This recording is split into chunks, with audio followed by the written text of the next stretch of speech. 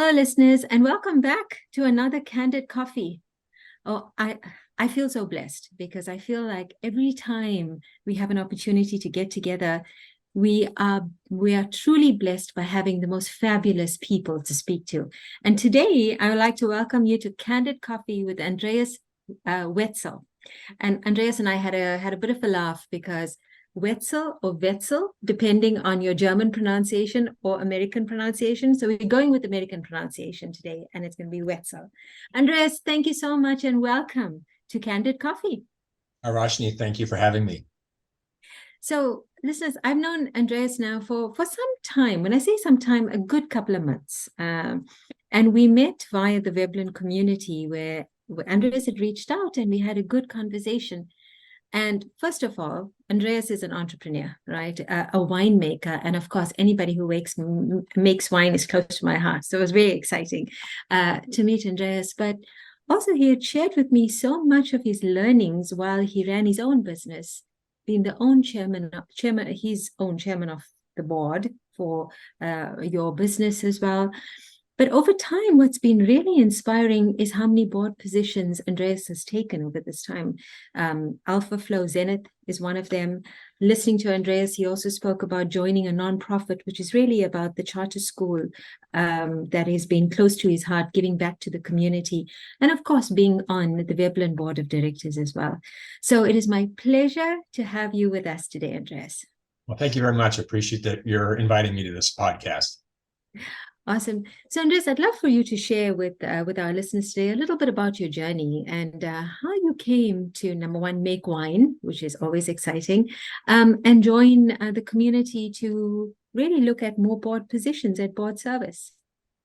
Well, that's a mouthful, Arvashni, because I think we could spend well beyond your allotted time on my family's history in wine production. So I'll try to hit the high notes and not bore people to tears. I know that for a lot of people from the outside looking in, the wine business has an enormous amount of appeal from the standpoint of the romance and what goes into it. And wine certainly, I think, is still considered the second oldest profession on the planet. So it has a tremendous amount of allure.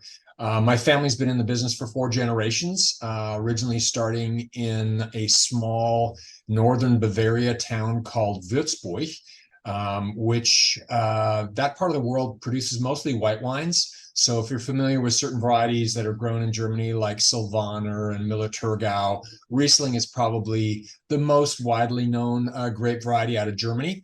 But that part of the world, the vineyards are very rocky. And when I say rocky, it's very specifically, they have slate on them. And the slate actually helps to retain the day's heat.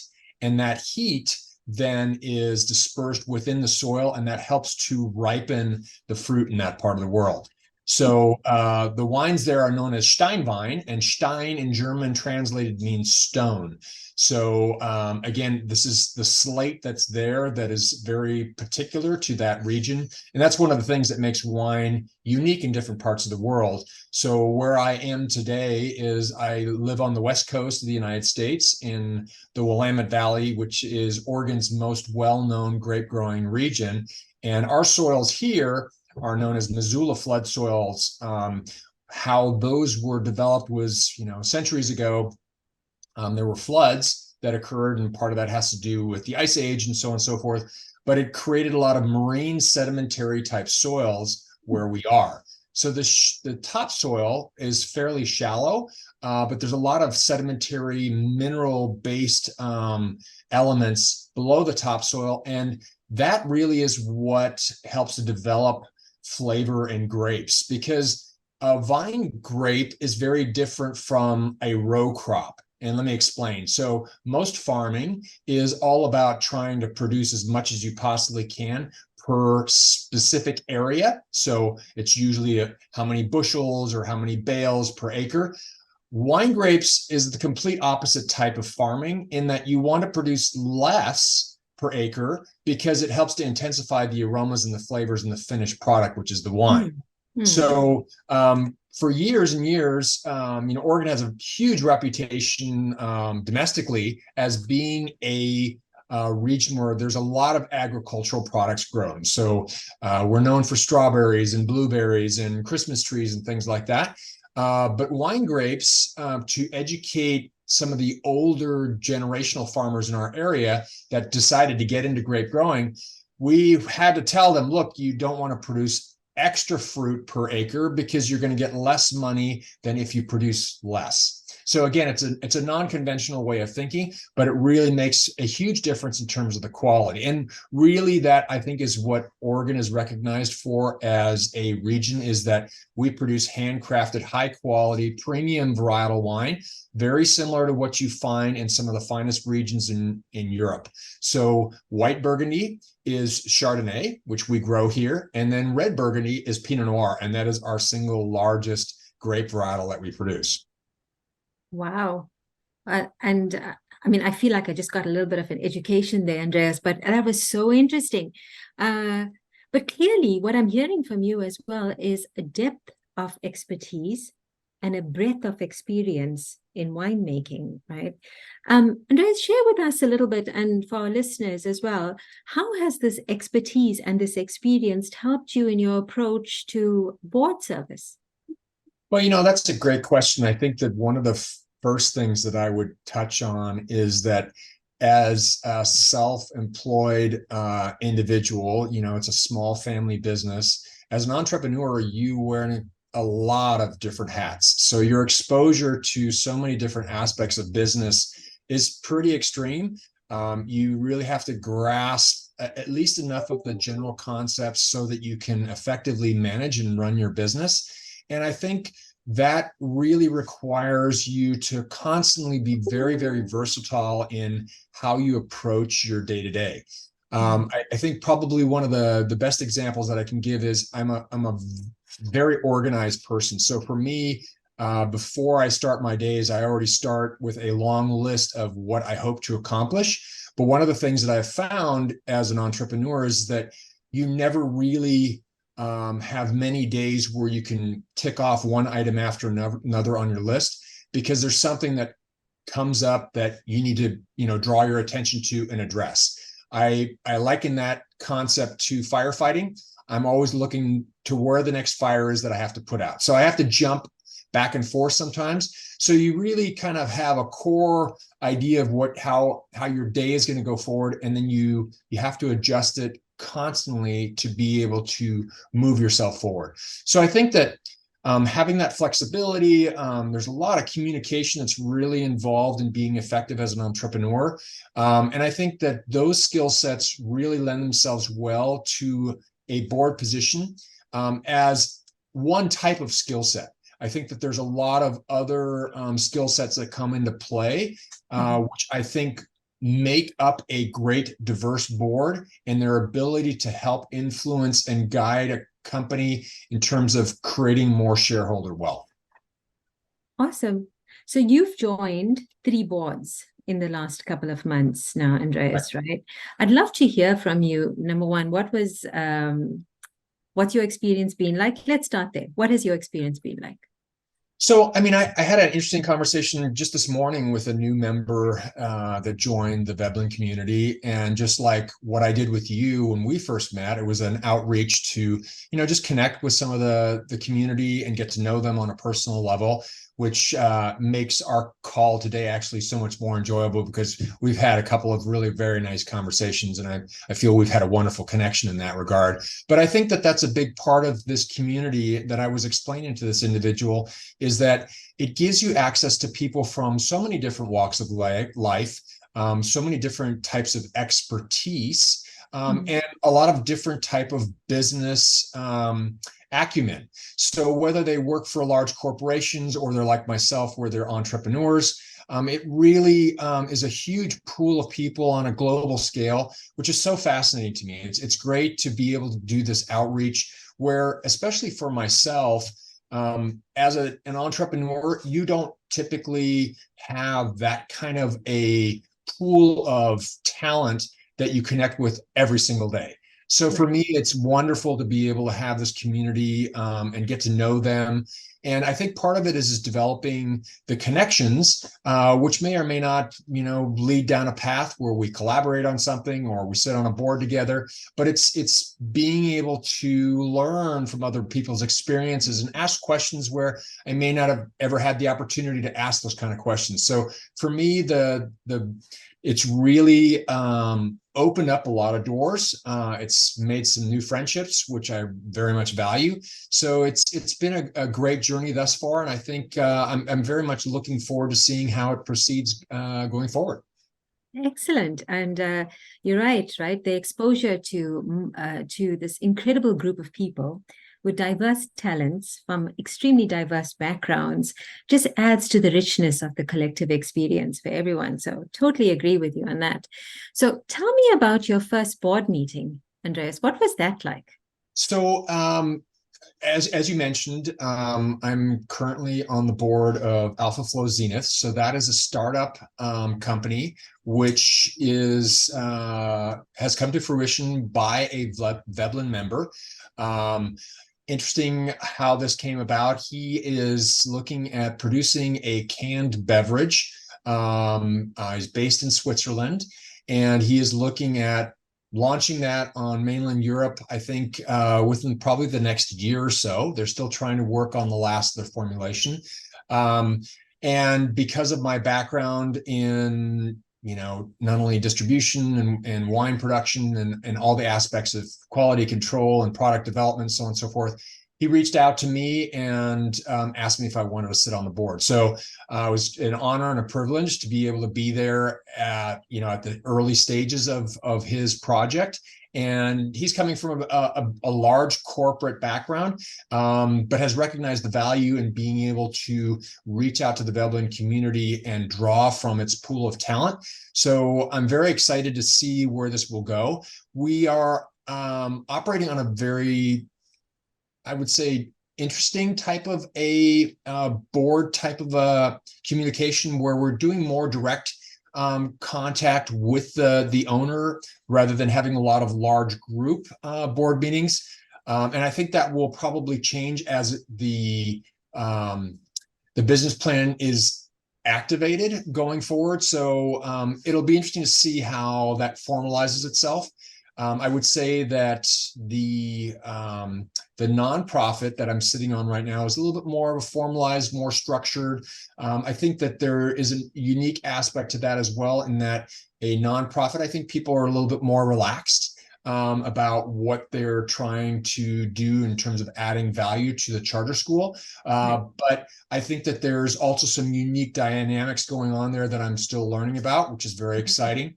And then the third piece is actually on the Veblen board itself. So I've only sat in on one of the meetings thus far. It's we rotate through on a 6-month basis, and we have another call first thing tomorrow morning. So I'll be getting up bright and early to have that call. For West Coasters, that's 5 a.m. for us. So I'm gonna definitely need my coffee. Well, definitely, what I'm also hearing from you, Switzerland, and then, of course, Veblen being Singapore or somewhere else as well, and also your neighborhood charter school, such geographical diversity as well in terms of the boards. And I think that's also an option now that most things are virtual, right? You can participate globally rather than just locally from a board perspective. Do you find that helpful for you? Do you find that interesting? I do find it interesting. I think, like I said, I think it's great to interact with people from so many different backgrounds and so many different parts of the world. I do think that there are some, I would say, especially with some of the Veblen repetitive programming, whether that's meetings with Martin and his coaching, or some of the webinars, or in this case the Veblen board itself. The time differences are pretty dramatic. We all have full-time jobs, so there's a big commitment there in doing what we do. So to get up at 5 o'clock in the morning or sit in on on a meeting at 11 o'clock or 12 o'clock at midnight. That's a big commitment for membership to do. But I think that, again, it's part of the process of putting yourself out there, making those connections. And, you never know where that next board opportunity comes up, especially if it is a PLC.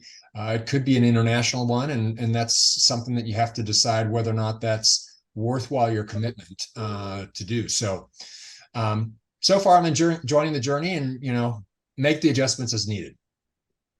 And listening to you, I'm also hearing that, sometimes you have to experience it to know whether this is something you want to do long term, right? So get in there, have the experience, and then make the decision about what you want to do. So I want to come back to why, Andreas, you decided you wanted to be involved in board service. What made that? What inspired you? Yeah, I think that's a great question. I think for myself, it was kind of an introspective journey. For me, being an entrepreneur and having been involved with multiple different types of businesses over the course of my what's now going to be 34th year of doing, small business here in the U.S.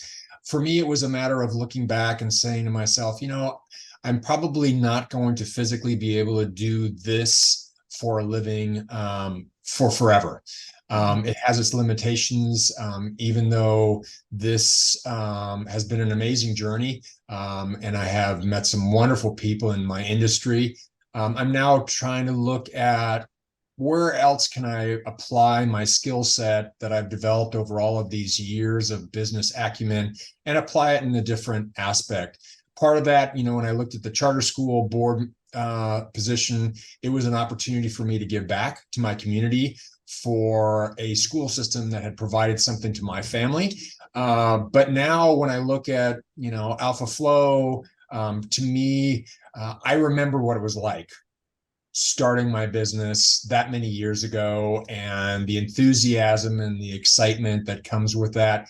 And it would have been really great back then to have had somebody with years and years of experience to be able to perhaps make my path a little bit more smooth, smooth out some of the bumps, and potentially prevent, mistakes that I made that I had to learn the hard way.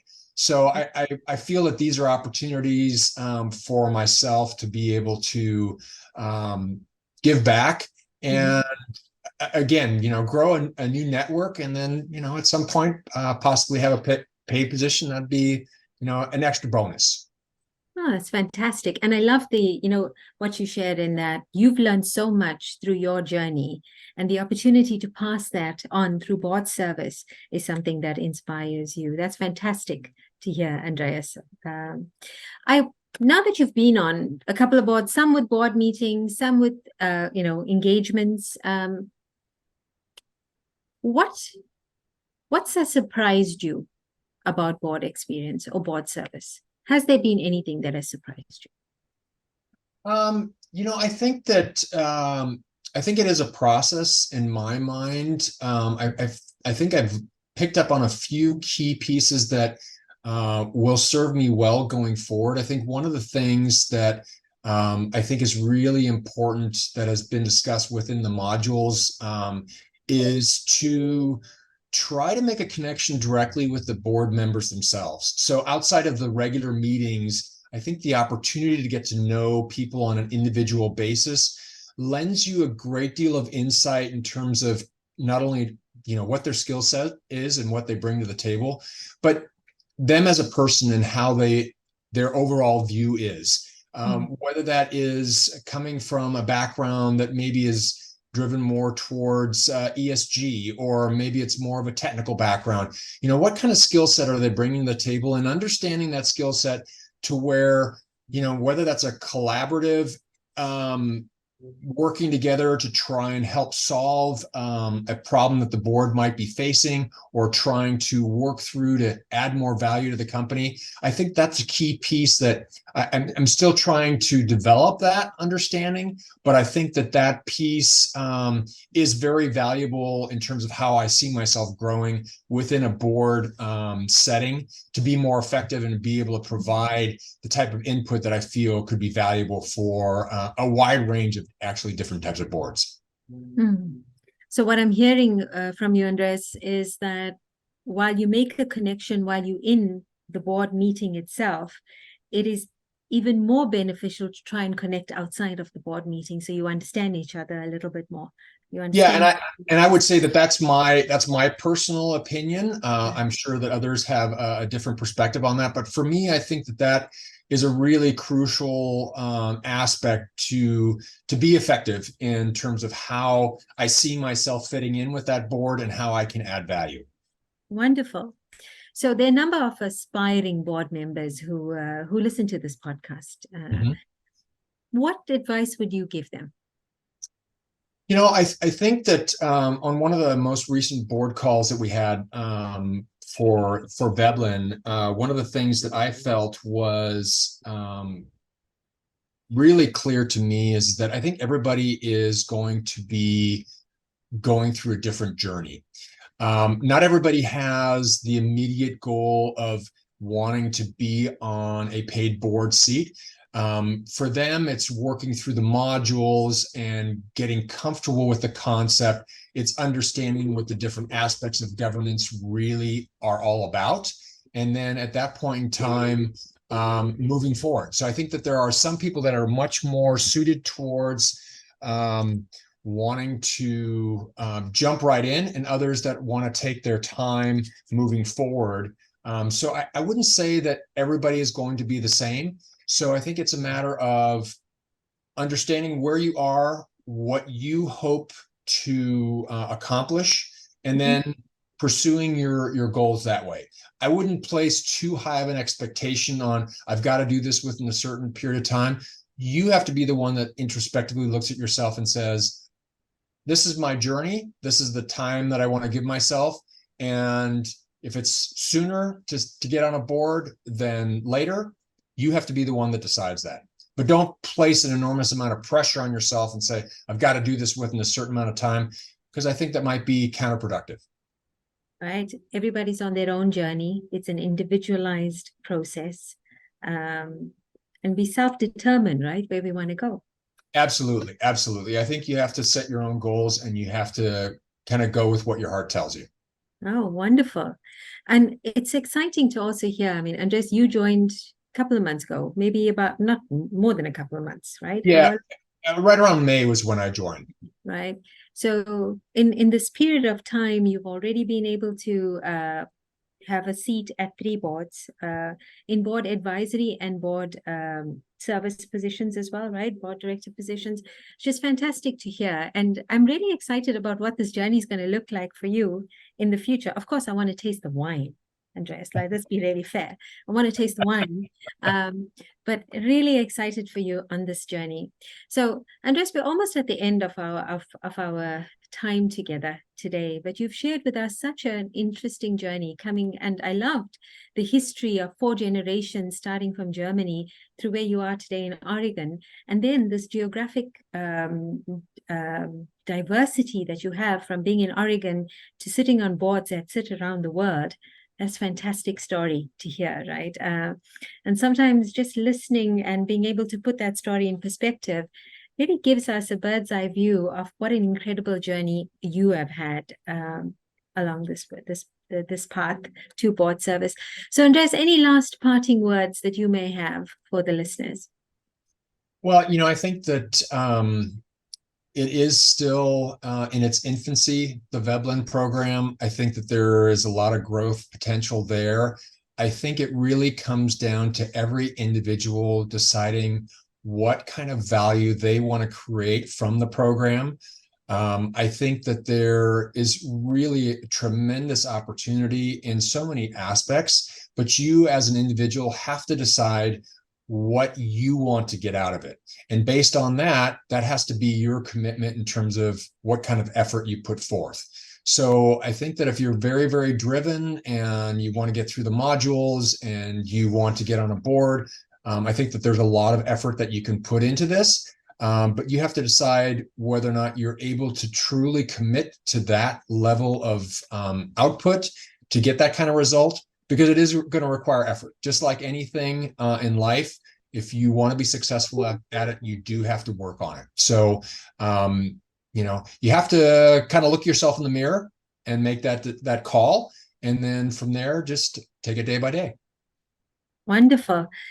Andreas, you've such an inspiring story. And for me, I take away from this, your desire for board service is to give back all the learnings that you have had, your expertise, your experience, while you've gone through your own entrepreneurial journey, and to be able to watch and shape businesses, in their infancy and help them grow. That's fantastic.